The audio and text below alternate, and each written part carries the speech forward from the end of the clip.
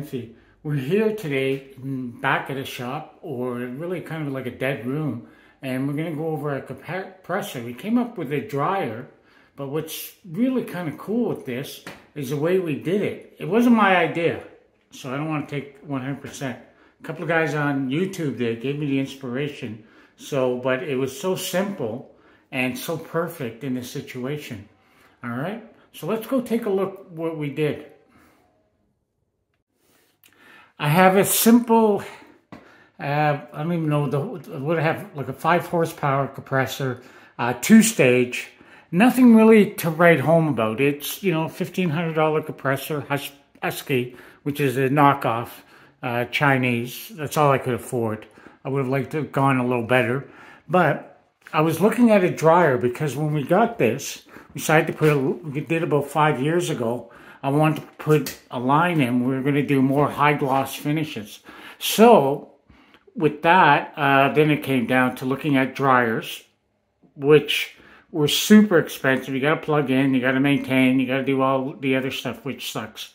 You know, I'm kind of a plug and forget guy, mainly because, you know, when you have a shop, you get busy. There's so many things to look after. And then last thing you want to do is have some dryer being maintained. So what we came up with, or I didn't invent this, is I got 2 car rads. You can see right here. We got our exit right here, 1 inch coming down. We got a split going over there, a split right there, going to one rad to the other rad. It ended up being a 1/2 inch reduced on both sides. Remember that. 1/2 inch plus 1/2 inch equals 1. So I didn't reduce any of the airflow on the outside there, right? It did split. It probably, you know, put a little more pressure on the cylinder, but I haven't really noticed it at all. So it comes down in through here, and all that hot air coming out of that piston, no matter what you do, that piston is hot, comes out of here, pretty cool. At the end of the day, then up here on one of our last stage, we have another separator. I wish I had gotten automatic. I was a little bummed out about it. They gave us the wrong one, and they wouldn't exchange it. And then me being too cheap to go and buy another one, but it should really be an automatic there. And then it goes back into the tank. All right. Now when this goes back into the tank, usually the air is probably about room temperature. So we don't have hot and cold, and that's what gives you water. Now, exit comes out of here, out of the tank, and I have another dryer. Well, you know, it's an automatic one. It's I would say, yeah, top of the line. I got it for a good price. Then we go into our lines. All right. Now, this is where I maybe did a little overkill, but I didn't know what I was in for. So I have my lines looped. All right, you see on top? Looped, coming down, looped, and going through. And I did that to trap any moisture, because I didn't know what I was in for with the dryers. And I haven't emptied this, and I don't even know how long. I can't remember. But let's do it today. And this isn't set up, eh? Like I'm just gonna go grab the middle one and turn it on, and see how much water's in there. There you go. I got a little bit of water right there, and let's see how much this one is. Nothing. Nothing.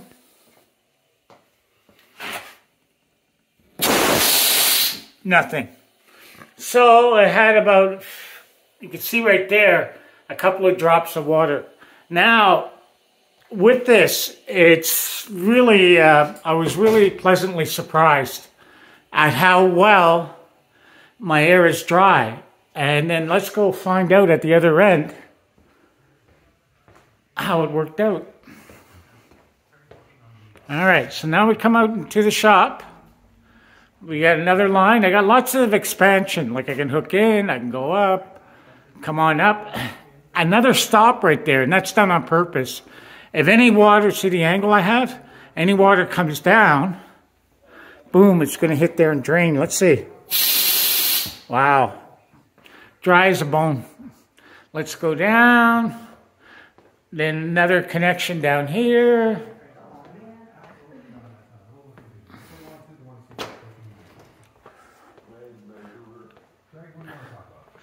Then another connection here. Whole boring machine.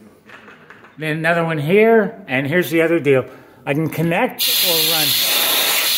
Just incredibly dry. That's all I gotta say. Then we got a little station right here. And we use this air to blow everything off before it goes into spray boost. So then we come down here. All right. Clean station, 320.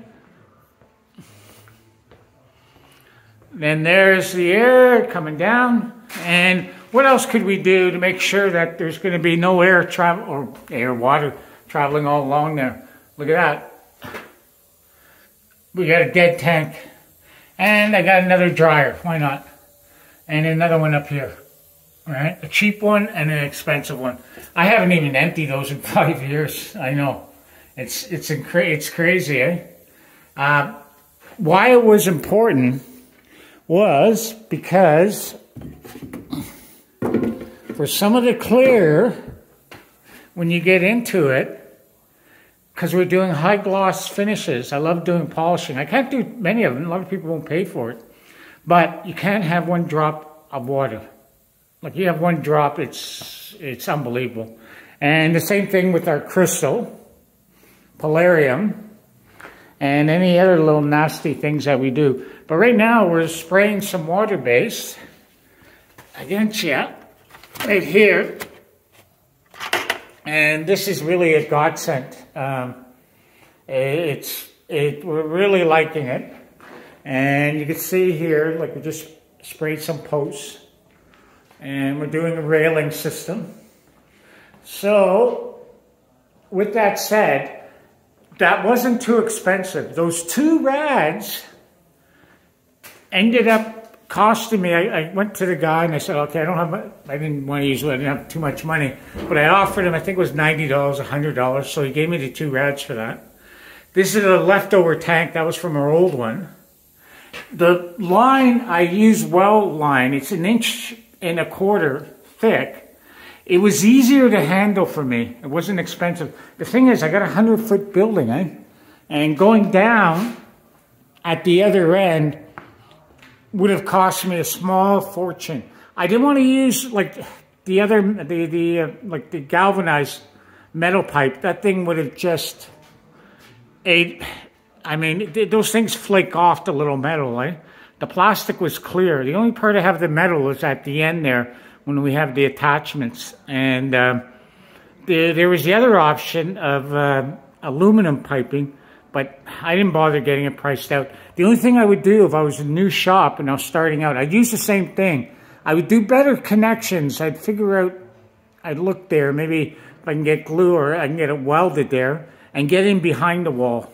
That's what I would do. Because the only thing is, I know it's going to be a couple of comments there, you got exposed to the UV, and that is true. But the time that cracks or whatever, it'll be a long time. And then maybe at that time, I'll come up with maybe a little different system.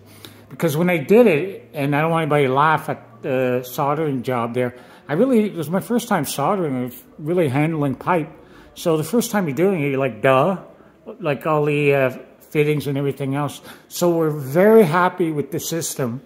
And then, like I said, you get into these kind of finishes, you can't have any water. And the best part, it's maintenance free. Like, you know, like the only thing is there, I've been so less maintenance, I think it's time now to go change the oil on the air tank, go check the filter for the intake. And you could see down at the shop, the compressor's totally out of the way. Even if you have a home shop, find somewhere, put it in the back or something. Or if you're not going to do like something like that, but you still want to run it, you can still run those pumps with very little air. Put it under the bench. Put under your bench. Put a couple of rads there. Even when you're doing air sanding or things like that, you can't afford to have water get in there. They'll wreck your equipment over time. It turns, I've seen it before. I've been in shops and they had lots of water come in. It was unbelievable. And then you see it, the water just touches sawdust and turns into like a soup. Is the best way I can describe it. Then it gets into your bearings and everything else, and your equipment gets ruined in no time. And save your money. Don't buy one of these expensive dryers. Thank you. Kevin Dunphy here, signing off.